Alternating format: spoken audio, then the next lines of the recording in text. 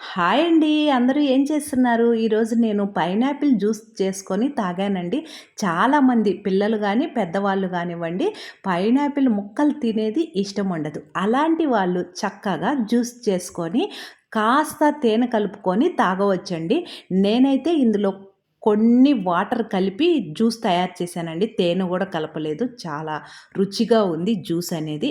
మరి టిఫిన్‌లోకొచ్చి ఈరోజు వేడి వేడిగా మెత్తని దూదెలాంటి ఇడ్లీ తయారు చేశానండి. ఇందులోకి పల్లీలు, కొబ్బరి, తినే శనగలుంటాయి గదండీ! 3 కలిపి కమ్మని చట్నీ గూడా చేశాను.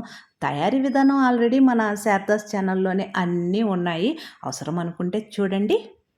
మధ్యాహ్నం లంచ్ బాక్స్‌లోకి కొంచెం ఘాటుగా వేడి వేడిగా అన్ని కూరగాయ ముక్కలు వేసి పులావ్ తయారు చేశానండి. ఈ మధ్య ఈ పులిహోర, దద్దోజనం తిని నోరు చప్పగా ఉందని ఈరోజు వెరైటీగా ఇలా లంచ్ బాక్స్‌లోకి తయారు చేశాను.